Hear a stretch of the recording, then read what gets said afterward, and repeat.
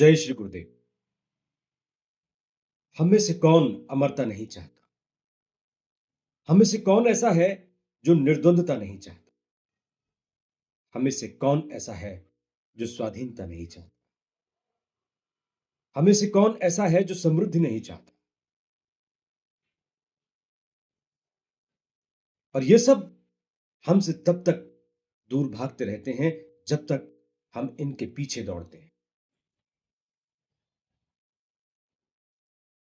हम जैसे जैसे इनका पीछा करते हैं, ये वैसे वैसे हमसे पीछा छुड़ाते हैं। श्रीमद् भगवत गीता में हमें बताया गया है कि किस तरह से मन की चाहना हमें उन चीजों से, उन वस्तुओं से, परिस्थितियों से हमें दूर कर देती हैं जिन्हें हम बहुत अधिक पसंद करते हैं। और हमारे सामने वो चीजें, वो परिस्थितियां आती हैं जिन्हें हम नहीं चाहते। जितना हम चाहते हैं उतना ही हम बंधन में बंधते चले जाते हैं। लेकिन जैसे ही हम चाहना बंद कर देते हैं, जैसे ही हम आसक्ति का त्याग कर देते हैं, मोह और ममता छोड़ देते हैं, वो चीजें हमारे पीछे भागने लगती हैं। हम जिन चीजों के पीछे भाग रहे हैं और वो चीजें हमें नहीं मिल रही हैं, इसका मतलब क्या है?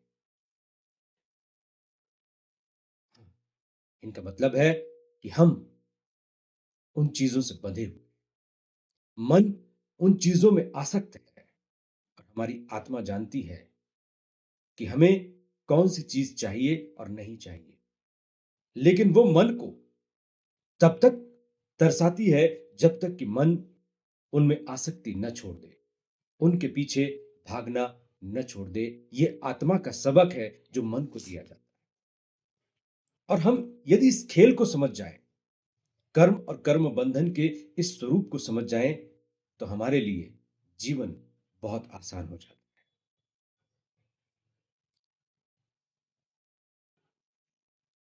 मनुष्य कर्म बंधन से तभी मुक्त हो सकता है जब वो संसार से मिले हुए शरीर, वस्तु, योग्यता और सामर्थ्य संसार की ही सेवा में लगा दे और बदले में कुछ न चाहे। कारण कि संसार हमें वो वस्तु दे ही नहीं सकता जो हम वास्तव में चाहते हैं। ये सब हमें संसार से नहीं मिलेगा, बल्कि संसार के संबंध विच्छेद से मिलेगा। यहां पर मर्म और धर्म दोनों बता दिया गया। जिन चीजों से हम संबंध जोड़ते हैं, वो चीजें हमें छोड़कर चली जाएंगी। और जिन चीजों से हम संबंध विच्छेद कर लेते हैं, वो चीजें हमारे पीछे दौड़। भगवान श्री कृष्ण आगे कहते हैं कि प्रजापति ब्रह्मा ने सृष्टि के आदिकाल में कर्तव्य कर्मों के विधान सहित प्रजा, मनुष्य आदि की रचना करके उनमें उनसे प्रधानतया मनुष्यों से कहा गया कि तुम लोग इस कर्तव्य के द्वारा सबकी वृद्धि करो और यह कर्तव्य कर्म रूपी यज्ञ तुम लोगों को कर्तव्य पालन की आवश्यक सामग्री प्रदान करने वाला हो। इस अपने कर्तव्य कर्म के द्वारा तुम लोग देवताओं को उन्नत करो और वे देवता लोग अपने कर्तव्य के द्वारा तुम लोगों को उन्नत करें।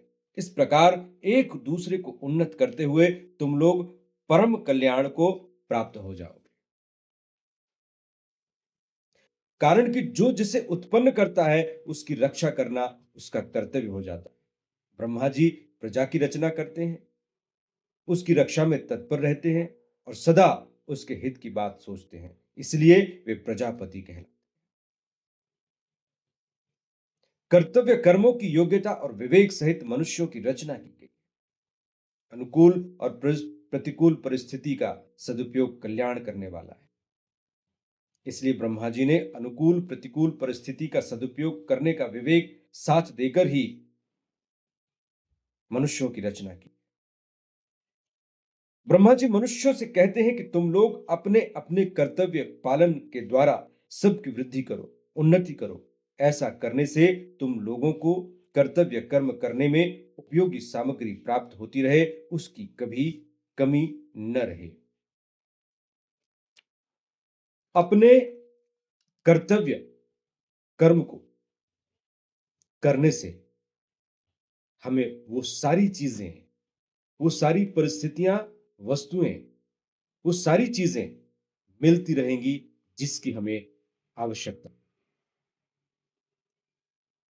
देवताओं की रचना की गई हमारे सहयोग के, लेकिन देवता उन्नति करते हैं हमारे सहयोग से, हम उन्नति करते हैं देवताओं के सहयोग से। और इन सब के पीछे मौजूद है कर्म, कर्तव्य कर्म। हम इस धरती पर आए हैं तो क्यों आए, हमारा कर्तव्य कौन सा है? और यकीन मानिए, यहां पर गीता जी साफ तौर पर हमें कह रही है कि जो हमारा कर्तव्य कर्म है, उस कर्तव्य कर्म को करने में जैसे जैसे हम ईमानदारी से आगे बढ़ेंगे,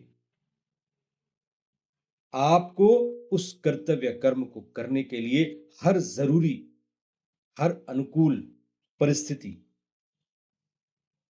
प्राप्त होगी। और उस कर्तव्य कर्म को करने के लिए जिन जिन चीजों की आवश्यकता होगी, चाहे वो रुपया हो, पैसा हो, मकान हो, गाड़ी हो, जो भी चीजें उस कर्तव्य को पूरा करने के लिए आपको चाहिए, ब्रह्मांड आपके सामने प्रकट कर दे। तो हमें इस बात की चिंता करने की जरूरत नहीं है कि हमें अपने कर्तव्य कर्म को करने के लिए चीजें कहां से मिले, परिस्थितियां कहां से मिले, हम कैसे कर पाएंगे। बस हमारा संकल्प होना चाहिए कि हमें करना है। और इस संकल्प मात्र से, इसमें हमारी ईमानदारी और समर्पण मात्र से ब्रह्मा जी हमारे सामने वो सब चीजें तस्तरी में रखकर प्रस्तुत कर लेंगे कि लो, ये वो सारी चीजें हैं जिनके द्वारा तुम अपने कर्तव्य कर्मों को ईमानदारी से, सुचिता से, आनंद से कर सकते। इसमें कहीं कोई संघर्ष नहीं है। निष्काम भाव से केवल कर्तव्य पालन के विचार से कर्म करने पर मनुष्य मुक्त हो जाता है। सकाम भाव से कर्म करने पर मनुष्य बंधन। जब हम निष्काम भाव से, बिना किसी कामना, सिर्फ ये मानकर कि ये कर्तव्य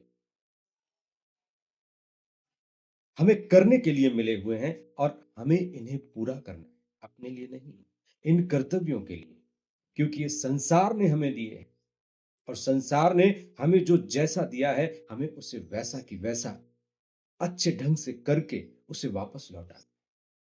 संसार ने हमें ये शरीर दिया है, संसार ने हमें ये वस्त्र दिए हैं, व्यवस्थाएं दी हैं, टेक्नोलॉजी दी है, एनर्जी दी है, सोर्सेस दिए हैं। इन सोर्सेस का उपयोग इन्हीं संसार के लिए हमें उपयोग में लाना है। संसार ने जब ये सारी चीजें हमें दी तो उसके साथ हमें कर्तव्य भी दिए, हमें एक ब्लूप्रिंट दिया कि आप इस ब्लूप्रिंट के हिसाब से इन इन लोगों के लिए इस तरह का कर्तव्य इस रूप में इस भूमिका में निर्वहन करें। आपकी ये जिम्मेदारियां हैं और ज्यो ज्यो आप अपनी जिम्मेदारियों को निष्काम भाव से पूरा करने के लिए आगे बढ़ते रहेंगे, त्यों त्यों आप कर्तव्य कर्म और कर्म से जुड़े हुए तमाम बंधनों से स्वतः ही मुक्त होते रहेंगे और एक दिन आप अपने स्वरूप में स्थित हो जाएंगे। तब ना कोई कर्तव्य रहेगा, ना ही कोई कर्तव्य कर्म, ना ही कोई कर्म बंधन।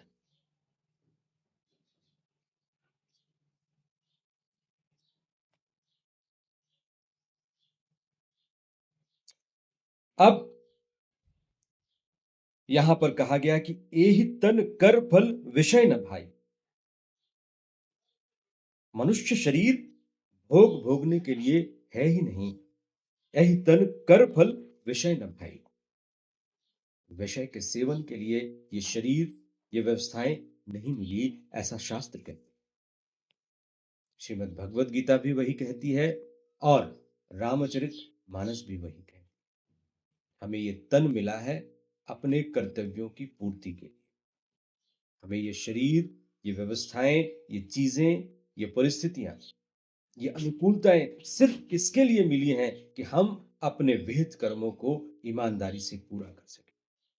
और जब हम अपने कर्तव्यों को पूरा करने की बजाय इस शरीर को अपने मन के खेल में उलझा लेते हैं, मन की इच्छाओं कामनाओं के अधीन कर लेते हैं तो हमारे कर्तव्य पीछे रह जाते हैं। कर्म का बोझ बढ़ता चला जाता है और अपने द्वारा तय की गई इच्छाएं कामनाएं हमें और नीचे और नीचे और नीचे डालती चली जाती है। कर्मयोगी सदा देने का ही भाव रखता है, लेने का नहीं, क्योंकि लेने का भाव ही बंधने वाला है। जब कर्मयोगी किसी आसक्ति से, मन के प्रवाह से, इच्छाओं से, कामनाओं से युक्त होकर संसार से सिर्फ लेने में, खींचने में, उसका शोषण करने में लग जाता है, तो फिर वो अधर्म का भागी बनता है। तब कर्म के भारी पहाड़, बड़े बड़े पत्थर उसके स्वरूप के ऊपर लदने लगते हैं। वो बोझ धीरे धीरे कामनाओं के प्रवाह से बढ़ता चला। देवार भावय तानेन, कर्म कर्म योगी का उद्देश्य अपने कर्तव्य कर्मों से प्राणी मात्र को सुख पहुंचाना रहता है। इसलिए यहां ब्रह्मा जी संपूर्ण प्राणियों की उन्नति के लिए मनुष्यों को अपने कर्तव्य कर्म रूप यज्ञ के पालन करने का आदेश देते हैं। हमारे लिए इस संसार में करने योग्य सिर्फ यज्ञ है। मनुष्य का ये शरीर बड़े भाग्य से मिलता है, बड़े भाग मानुष तन पाए। और यहां पर कहा गया है कि मनुष्य का ये शरीर संपूर्ण प्राणियों के कल्याण के लिए मिला है। आप यहां हैं इस शरीर के माध्यम से, इस शरीर के अंदर मौजूद इंद्रियां, बुद्धि और विवेक के माध्यम से आप इस संसार के लिए क्या क्या कर सकते, कैसे कर सकते, यही सोचना, यही करना, यही आपका कर्तव्य है और यही यज्ञ है। और इससे आपका कल्याण हो जाएगा। आपको अपने कल्याण के बारे में सोचने की आवश्यकता नहीं। यहां पर शास्त्र कहते हैं कि आप अपने कर्तव्य के मार्ग पर, कर्म के मार्ग पर, धर्म के मार्ग पर निश्चित भाव से, संकल्प से, सदिच्छा से आगे बढ़िए। आपकी चिंता आपको करने की आवश्यकता, आप अपने कर्तव्यों की चिंता कीजिए। आपकी चिंता स्वयं ब्रह्मा जी का। ते देवा भाव यंतु, जैसे वृक्ष लता आदि में स्वाभाविक ही फूल फल लगते हैं, परंतु यदि उन्हें खाद और पानी दिया जाए तो उनमें फूल फल विशेषता से लगते हैं। ऐसे ही यजन पूजन से देवताओं की पुष्टि होती है, जिससे देवताओं के काम विशेष न्यायप्रद होते हैं। परंतु जब मनुष्य अपने कर्तव्य कर्मों के द्वारा देवताओं का यजन पूजन नहीं करते, तब देवताओं को पुष्टि नहीं मिलती, जिससे उनमें अपने कर्तव्य का पालन करने में कमी आ जाती है। उनके कर्तव्य पालन में कमी आने से ही संसार में विप्लव अर्थात अनावृष्टि, अतिवृष्टि आदि होते। देवता हमारे ऊपर निर्भर है, लेकिन ये भूल मत करिए कि हमने देवताओं को फूल अर्पित कर दिए, पूजन अर्चना कर दी, इससे देवता पुष्ट हो जाएंगे। नहीं, देवता पुष्ट होते हैं हमारे कर्म करने से, हमारे धर्म के आचरण से, हमारे कर्तव्यों की पूर्ति से। जैसे जैसे मानव जाति कर्तव्यों की पूर्ति के लिए आगे बढ़ती है, वैसे वैसे देवता पुष्ट होते जाते हैं और वो हमारी मदद के लिए विशेष रूप से तत्पर हो जाते हैं। जब जब हम अपना कदम अपने कर्तव्य की पूर्ति के लिए आगे बढ़ाएंगे, तब तब देवता उन कर्तव्यों की पूर्ति के लिए जरूरी चीजों को तस्तरी में लेकर हाजिर हो जाए। परस्परम भावयंतः, दूसरी दूसरा हमारी सेवा करे न करे, हमें तो अपने कर्तव्य के द्वारा उनकी सेवा करनी है। दूसरा क्या कहता है, क्या नहीं कहता, हमें सुख देता है या दुख, इन बातों से हमें कोई मतलब नहीं रखना चाहिए, क्योंकि दूसरों के कर्तव्य को देखने वाला अपने कर्तव्य से हट जाता है।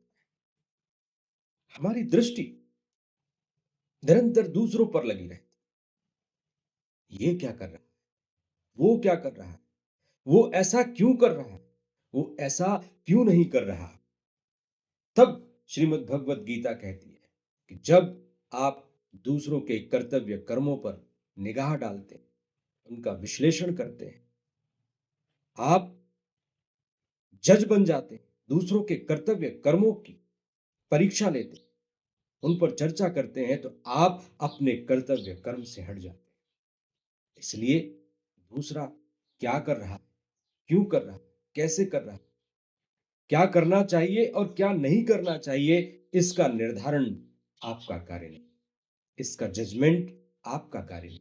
आपका कार्य है अपने स्वयं के विहित कर्मों की पूर्ति करना। आपके कर्तव्य कर्म क्या है, आपके उद्देश्य क्या है, आपको कहां जाना है, कैसे जाना है, आपको इस बात की चिंता करनी। आपकी दृष्टि अर्जुन की तरह अपने लक्ष्य पर होनी चाहिए।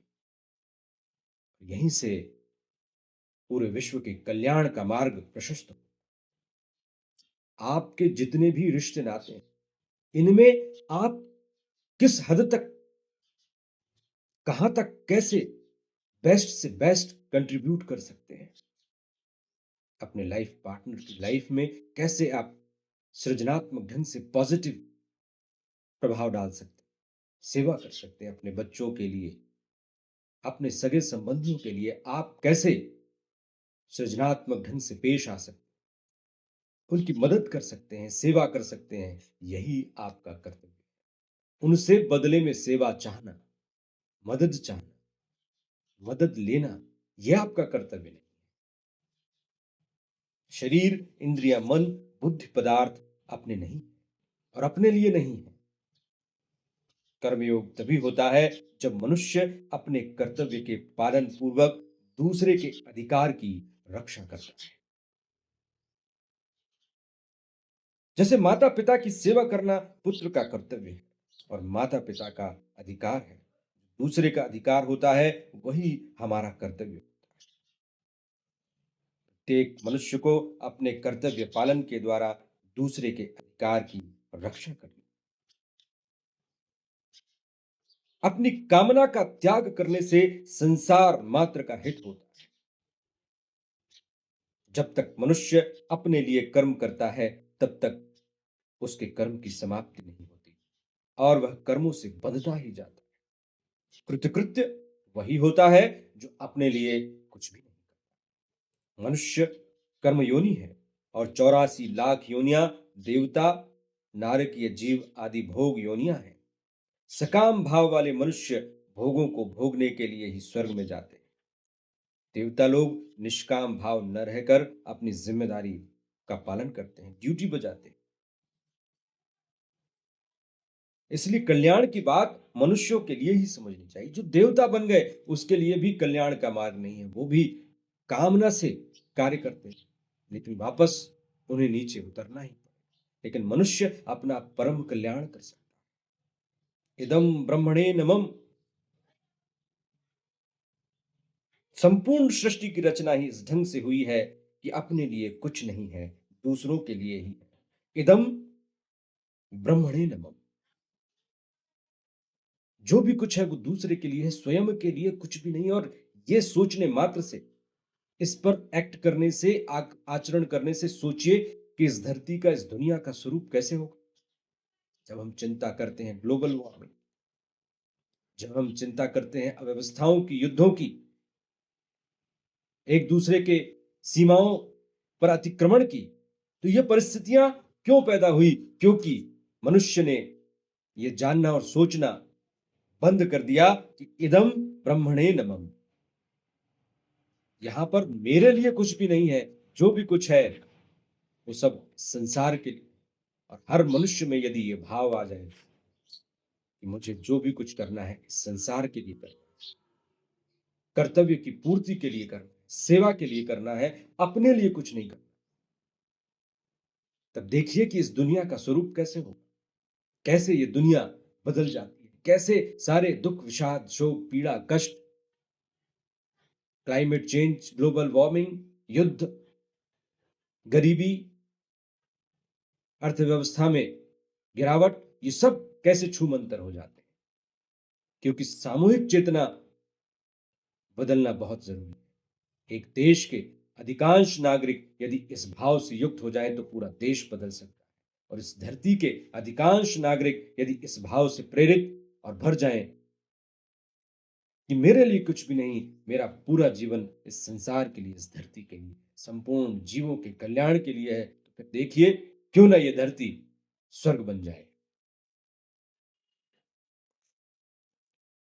यज्ञ से पुष्ट हुए देवता भी तुम लोगों को बिना मांगे ही यज्ञ से पुष्ट हुए देवता भी तुम लोगों को बिना मांगे ही कर्तव्य पालन की आवश्यक सामग्री देते रहे। इस प्रकार उन देवताओं की दी हुई सामग्री को दूसरों की सेवा में लगाए बिना जो मनुष्य स्वयं ही उसका उपभोग करता है, वह चोर ही है। इष्टान भोगान वो देवा दास्यन्ते यज्ञ भावितः। भगवान श्री कृष्ण कहते हैं कि जो चीजें तुम्हें बिना मांगे मिली है, वो चीजें तुम यदि अपने लिए यूज कर डालोगे, तो फिर तुमसे बड़ा चोर कोई नहीं। जो भी चीजें तुम्हें मिली, पद मान प्रतिष्ठा, तुम्हें नेता बनाया गया, तुम्हें अधिकारी बनाया गया, तुम्हें व्यापारी बनाया गया, पैदाइशी अमीर, पैदाइशी समृद्ध, तो ये समृद्धि तुम्हारे स्वयं के उपयोग के लिए तुम्हें नहीं। श्री कृष्ण कहते हैं कि यदि उस समृद्धि को, उस पद मान प्रतिष्ठा को तुम अपने लिए उपयोग में लाते हो, तो तुमसे बड़ा चोर कोई नहीं। लेकिन होता क्या है, इस धरती पर लोग आते हैं, किसी समृद्ध परिवार में जन्म लेते हैं, और फिर क्या करते हैं, उस समृद्ध परिवार से मिली हुई सुख सुविधाओं का उपयोग सिर्फ अपने लिए करते हैं। पैदा हो रहे थे तब मांग रहे थे कि मुझे अच्छा परिवार दे दो, समृद्ध परिवार दे दो, वहां पर जन्म दे दो, और वो जो समृद्धि है, उस समृद्धि का उपयोग ताउम्र में दूसरों की सेवा के लिए लगाऊं। जन्म से पहले मांगा था कि मुझे एक बड़ा अधिकारी बना देना, मुझे नेता बना देना, मुख्यमंत्री, मंत्री, प्रधानमंत्री बना देना, और फिर मैं उस पद का उपयोग संसार की सेवा के लिए करूंगा। लेकिन पैदा हुआ, मन चाही इच्छित चीज, पद प्रतिष्ठा मान समृद्धि मिल गई, फिर क्या किया, भूल गया कि जन्म से पहले मैं कौन से कर्तव्य, कौन से संकल्प लेकर आया था, किस संकल्प के द्वारा, किस वचन के द्वारा मुझे ये चीज मिली है, भूल गया। और उस पदमान प्रतिष्ठा, उसका उपयोग अपने हित में, अपने बच्चों के लिए, परिवार के लिए करने लगा, तो मैं चोर बन गया। फिर अगले जन्म में क्या बनूंगा, फिर जब मैं यहां से देह छोड़कर जाऊंगा, तो फिर मुझे ऑप्शन नहीं दिए जाएंगे, फिर मुझसे ये नहीं पूछा जाएगा कि तुम किस घर में, किस परिस्थिति में पैदा होना चाहते हो। तब तुम्हें वहां पैदा कर दिया जाएगा जहां तुम जाने योग्य हो, क्योंकि तुमने मिले हुए जन्म का सदुपयोग नहीं किया, मिली हुई परिस्थितियों का, समृद्धि का, सुख का, शांति का, धैर्य का, संतुलन का तुमने दूसरों के हित में प्रयोग नहीं किया। फिर तुम्हें मानसिक बीमारी के साथ पैदा होना पड़ेगा, शारीरिक बीमारी के साथ, इस तरह की विपत्तियों के बीच में पैदा होना पड़ेगा कि तुम्हारे सामने भोगने के अलावा कोई दूसरा उपाय नहीं।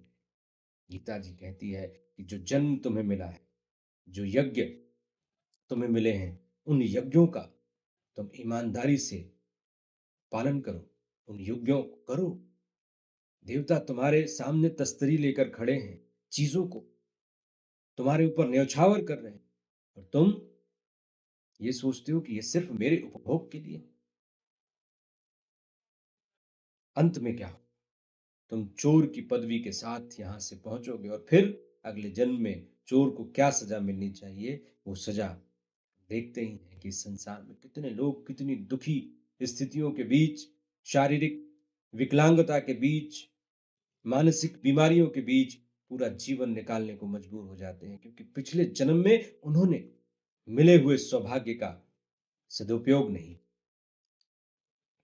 इष्टान भोगानि वो देवा दास्यन्ते यज्ञ भाविता।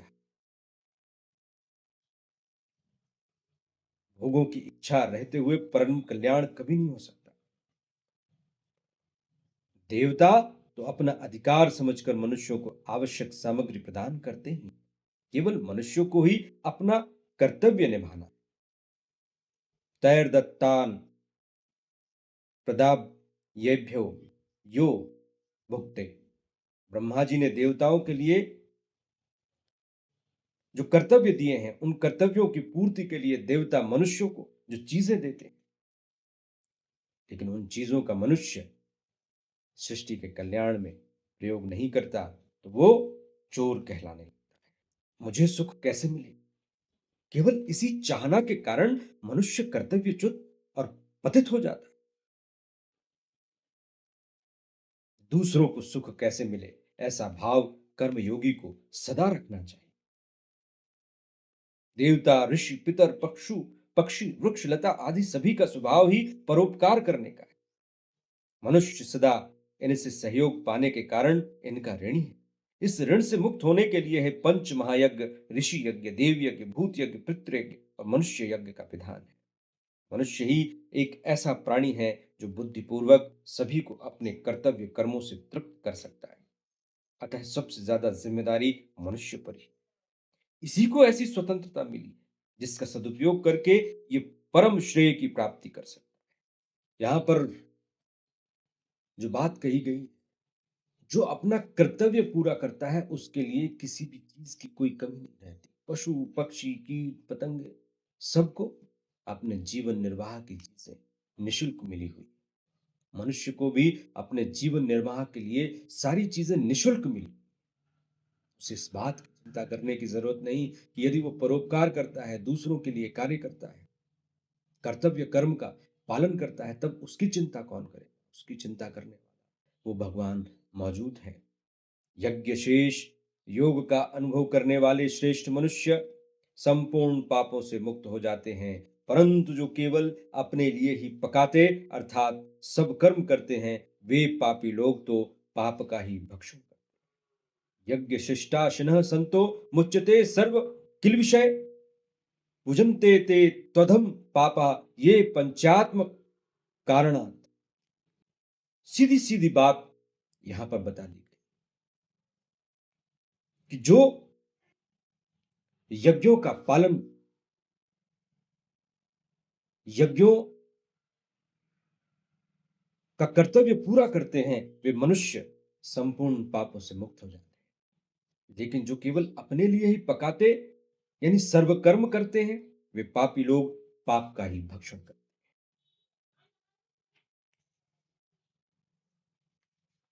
सीधी सीधी बात यहां समझने की है, इसका बहुत अधिक विश्लेषण, बहुत अधिक व्याख्या करने की जरूरत नहीं है। मनुष्य के पास शरीर, योग्यता, पद, अधिकार, विद्या, बल आदि जो कुछ है वो सब मिलकर बिछड़ जाने वाला है।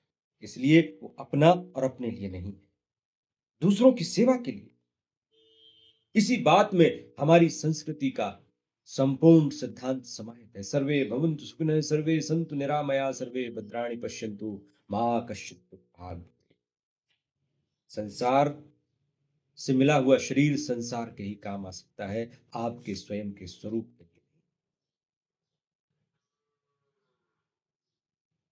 मुझे घोर कर्म में क्यों लगाते हो? अर्जुन के इस प्रश्न के उत्तर में भगवान अनेक हेतु देते हुए आगे के 2 श्लोकों में सृष्टि चक्र की सुरक्षा के लिए यज्ञ यानी कर्तव्य कर्म करने की आवश्यकता का प्रतिपादन करते हैं।